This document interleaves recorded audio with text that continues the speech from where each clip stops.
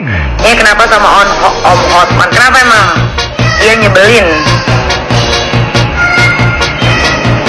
Hotman Paris itu ya, dia itu sudah membela bandar narkoba. Yang jelas-jelas bandar narkoba itu adalah perusak pemuda-pemudi bangsa, tapi dia bela demi bayaran yang segunung. Salam Hotman Paris.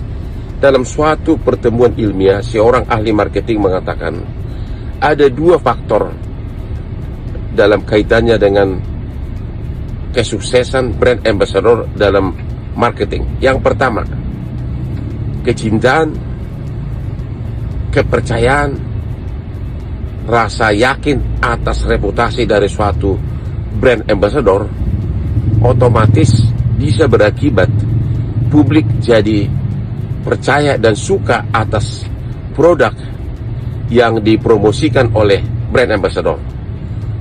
Kadang dia tidak tahu sebenarnya khasiat atau substansi dari produk yang dijual, tapi karena cinta, suka sama brand ambassadornya, maka secara psikologi dia menjadi suka, jadi ingin membeli produk tersebut.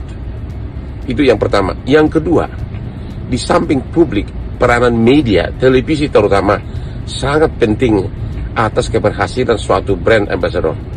Seorang brand ambassador yang di boykot atau tidak boleh masuk ke berbagai acara televisi karena dilarang oleh pemilik stasiun televisi, itu menurut ahli marketing tersebut juga salah satu faktor yang menghambat keberhasilan dari brand ambassador tersebut dalam marketingnya.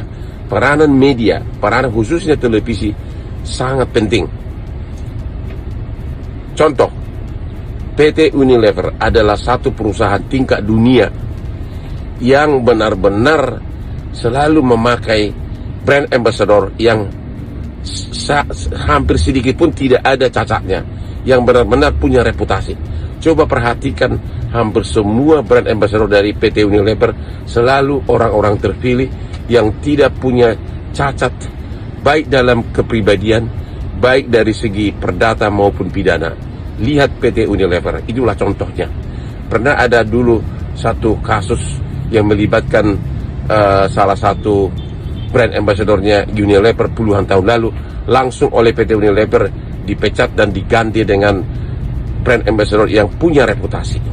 Ya, contoh PT Unilever dalam memilih brand ambassador. Ingat, publik kalau suka sama brand ambassador, publik kalau percaya sama brand ambassador, maka otomatis publik juga akan suka sama produknya.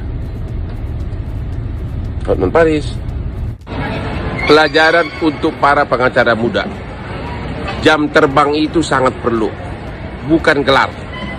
Minggu lalu, asisten saya ini mendaftarkan memori PK. Dalam satu hari dia daftarkan memori PK 5 memori PK yang nilainya triliunan. Ini dia nih. Ada berapa kemarin? 5 memori, Pak. 5 memori PK. Bahkan 5 perkara ya. 5 perkara. Tapi memorinya ada masing-masing 2. Iya. Satu atas nama PT, iya. Satu atas nama direksi. Iya. 5 perkara. Bayangin, 5 perkara memori PK dalam satu hari. Ya, bayangkan kalau sampai 5. Saya waktu itu harus kerja dari subuh.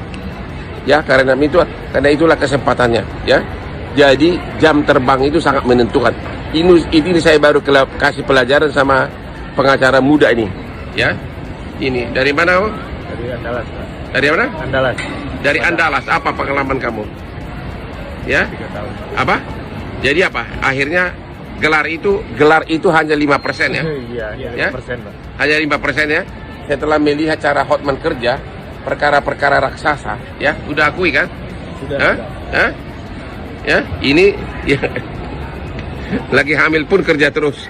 Ya, kau udah berapa tahun jadi pengacara? 6. Kamu? 7. Ini baru. Iya. Ya. Jadi kadang asisten saya ini bisa sidang di 3 tempat. Ya, saking banyaknya perkara. tapi perkara bisnis lah. Sekali lagi kepada para pengacara yang mau hidup mewah, honor terbesar itu adalah dari litigation business finance. Litigation business finance, terutama kepailitan PKPU sama perkara-perkara bisnis. Ya, itulah yang tiap hari dilakukan oleh ini para asisten saya ini. Ya, 5 perkara PK kadang-kadang satu hari memorinya harus masuk. Bayangkan betapa capeknya itu. Tapi makanya saya harus bangun tiap hari jam 3 subuh karena dikirimnya kerjaan ke rumah. Ya. Hotman Paris Team